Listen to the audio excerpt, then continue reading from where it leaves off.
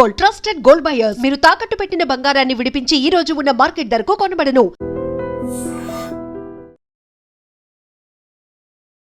బోల్డ్ అనే issues happenings political గా అవును తెలంగాణలో అవుతున్నాయి. అవును. ఏమనుకుంటున్నారు సార్, ఎట్లా చూస్తున్నారు వీటన్నిటిని? అది అంటే ఒక్కొక్క ఇష్యూకు ఒక్కొక్క రకమైన స్పందన అవసరం. టెలిఫోన్ ట్యాపింగ్ విషయంలో ఆ, కవిత వారి కూతురు చాలా బాగా చెప్పింది, నోటీస్ ఇచ్చిన తల్లుళ్ళు ఎందుకు అని. అది వాస్తవం. ఏదైనా ఒక సమస్యపై పోలీసులు ఇన్ఫర్మేషన్ కావాలనుకున్నప్పుడు నోటీస్ ఇస్తారు. అందులో చాలా కీలకం ఏంటంటే వాళ్ళు అధికారంలో ఉన్నారు. అప్పుడు ఈ పరిణామాలు జరిగినప్పుడు, ఫోన్ ట్యాపింగ్ అయినప్పుడు అధికారులు వాళ్ళ అధికారంలో ఉన్నారు. ఆ సమయంలో నిరంతరం వాళ్ళు ముఖ్యమంత్రితో కానీ ఇతర మంత్రులతో కానీ మాట్లాడుతున్నారు. ఈ సమాచారం అంతా పోలీసులకు చేరినప్పుడు ఫోన్ ట్యాపింగ్ పైన ఎంక్వైరీ గురించి వాళ్ళు తప్పనిసరిగా మరి ముఖ్య నాయకులతో మాట్లాడాలి కదా. మాట్లాడటమే కానీ ఇంతవరకు అదేదో అరెస్టు కాదు, వెంటనే ఇవాళ ఏదో కేసు బుక్ అయిందని కూడా కాదు. దానికి ఇంత అలజడి సృష్టించటం, ఇంత ఒక ఉద్వేగాన్ని రెచ్చగొట్టడం, ఇది నా దృష్టిలో అయితే ఏమాత్రము అది సమంజసం కాదు. దాన్ని నేనైతే దాన్ని ఆమోదించలేను అసలే. చాలాసార్లు అడుగుతారండి పబ్లిక్ లైఫ్లో ఉన్నప్పుడు, పోలీసులు వచ్చి అడుగుతుంటారు ఇది జరిగింది మీకేమన్నా ఇన్ఫర్మేషన్ ఉందా అని. లేకపోతే కేసు పెట్టే ముందు ఒక్కోసారి వచ్చి అడుగుతుంటారు, కేసు ఉందండి మీరేమన్నా చెప్తారా అని. ఇంకేం చెప్తాం, కేసు పెట్టిన తర్వాత పెట్టండి అని చెప్తాం. అట్లా జరుగుతుంటాయి అవన్నీ. దానికి ఇంత అలజడి అక్కర్లేదు. కేసీఆర్ కాలంలోనే నా మీదే సుమారు 10-12 కేసులో పెట్టిండ్రు. నాకైతే నిర్దిష్టంగా ఒక 6-7 కేసులతో సమాచారం ఉంది. ఇంకా కూడా కొన్ని ఉన్నాయని అడ్వకేట్స్ ద్వారా తెలిసింది. అది జరుగుతుంటుంది. ఆ కేసులు పెట్టిండ్రు, కేసులు తిరుగుతూనే ఉన్నాం. మరి ఇవేమన్నా ప్రమాదకరమైన కార్యక్రమాలు చేయటం వల్ల వచ్చిన కేసులా అంటే కాదు. మేము ఎవరింటికి పోలేదు, ఎవరి ఆస్తి దోచుకోలేదు, ఎవరిపైన అఘాయిత్యానికి పాల్పడలేదు. కేసు ఎందుకు పెట్టిండ్రు అంటే ఒక భూసేకరణకు సంబంధించిన విషయంలో కలెక్టర్ ఆఫీస్ ముందు ధర్నా చేసినందుకు కేసు పెట్టిండ్రు. కోవిడ్ సమయంలో పేద ప్రజలు బతుకుదెరువు కోల్పోయినరు, వాళ్ళ కోసం గవర్నమెంట్ ఏదన్నా చేస్తే బాగుండును అని మేము డిమాండ్లతో ముఖ్యమంత్రి గారిని కలవటానికి వారి ఇంటికి వెళ్ళినందుకు కేసు పెట్టిండ్రు. ధర్నా చౌక్ను తెరవాలి, అది ధర్నా చౌక్ దగ్గర ధర్నా నిర్వహించుకునే అవకాశం ఉండాలి అని కొట్లాడినందుకు మా మీద కేసు పెట్టిండ్రు. ఎక్కువ భాగం కేసులు ఈ రకంగా పెట్టినటువంటివే. ఇట్లాంటి కేసులు ఉన్నప్పుడు ఇంకా మేమేమి దాని గురించి తప్పు, ఇది అలజడి అట్లాంటిది ఆందోళన ఏం చేయలేదు. ఇప్పటికి కూడా ఆ కేసులు నడుస్తున్నాయి, ఇప్పటికి కూడా మేము పోతూనే ఉన్నాం. నేను కోర్టుకు హాజరైన రోజు ఏదో ఒక విషయం మీద కేసీఆర్ గారే ధర్నా చౌక్లో దీక్ష చేస్తున్నారు. ధర్నా చౌక్ తెరిపించడం కోసం మేము ఆందోళన చేస్తున్నందుకు మా మీద కేసు, మేము కోర్టులో ఉన్నాం. ధర్నా చౌక్ను వాడుకుంటున్నది మా మీద కేసు పెట్టిన కేసీఆర్ గారే. అంటే కేసీఆర్ గారు కేసు పెట్టలే కానీ వారి ప్రభుత్వ హయాంలో కేసు పెట్టిన కేసు అది. ఇవి వీటికి ఇంత ఆందోళన అలజడి అవసరం లేదు. కానీ వాళ్లకు వస్తున్న ప్రధాన సమస్య ఏంటంటే ఇది ఒక తీవ్రమైన నేరారోపణ. ఈ ఆరోపణలో ఇరుక్కుంటే బదనామవుతామనే భయం ఒకవైపు, ఇది తీవ్రమైన కేసు అయ్యే అవకాశం ఉందనే భయం ఇంకొక వైపు. వాటి కారణం చేత ఇంత అలజడికి, ఇంత లొల్లికి దిగుతున్నారనే నేను అనుకుంటాను. సో పోలీసులు మాత్రం చేశారు, అది ప్రభుత్వానికి సంబంధం లేదు, అటు సీఎం కానీ మంత్రివర్గం కానీ సంబంధం లేదు. పోలీసులు చాలా కామన్గా రెగ్యులర్గా చేసేదే ఫోన్ ట్యాపింగ్ వ్యవహారం. అందువల్లే వాళ్ళు అరెస్ట్ అయ్యారు, లేకపోతే వాళ్ళు ఇప్పటికీ జైల్లో ఉన్నారు. ప్రభుత్వానికి ఏం సంబంధం అనేటువంటి మాట. ఇప్పుడు లా అండ్ ఆర్డర్ ఏమో ముఖ్యమంత్రి గారి చేతిలో ఉంది, ఒకటి. రెండు, ఇట్లాంటి వ్యవహారాల్లో ఫోన్ ట్యాపింగ్కు అనుమతులు తీసుకోవాల్సి ఉంటుంది, కేంద్ర ప్రభుత్వానికి రాయవలసి ఉంటుంది. ఎవరిని అడిగి రాస్తారండి?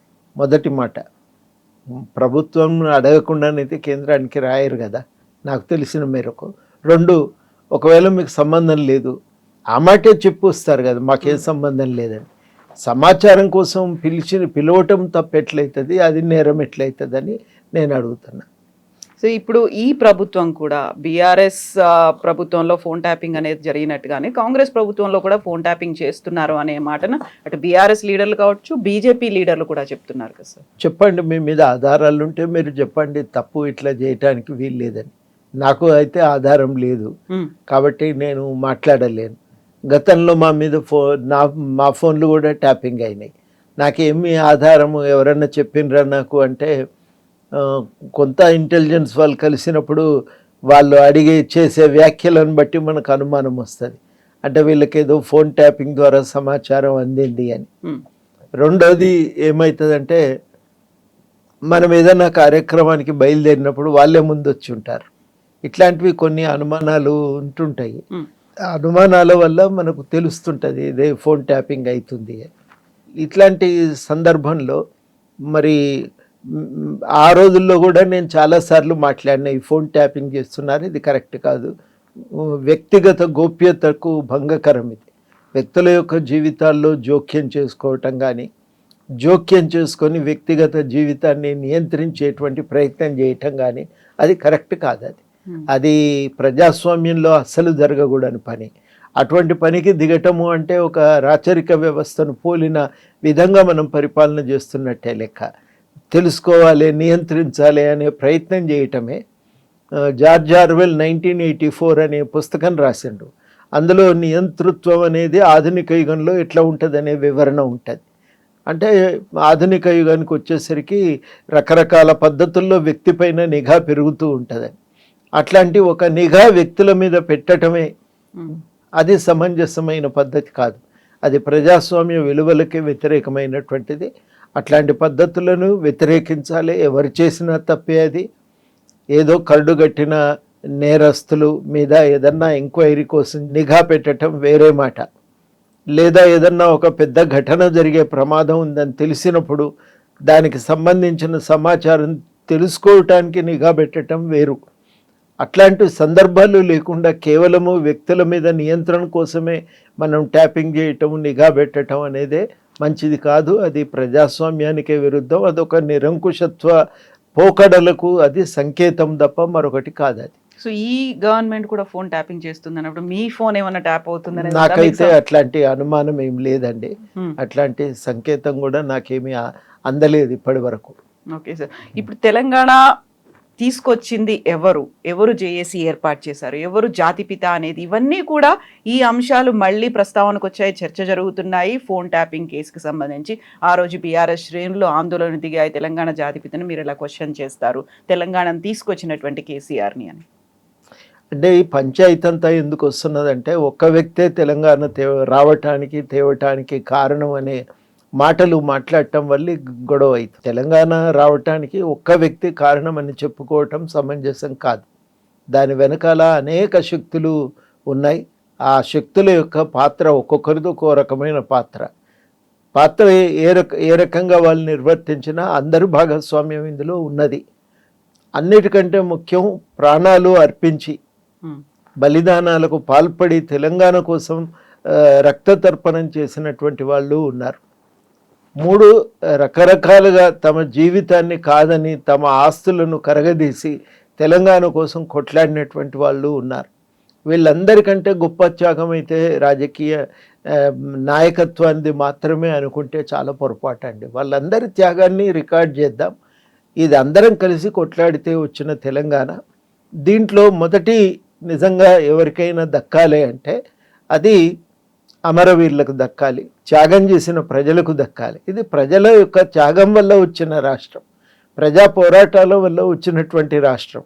నేనే తెచ్చిన అని పదే పదే చెప్పుకోవటం చేత ఈ రకమైనటువంటి ఒక చర్చ కానీ ఒక సంవాదానికి కానీ అవకాశం కలుగుతున్నది. అట్లెందుకు అనాలి?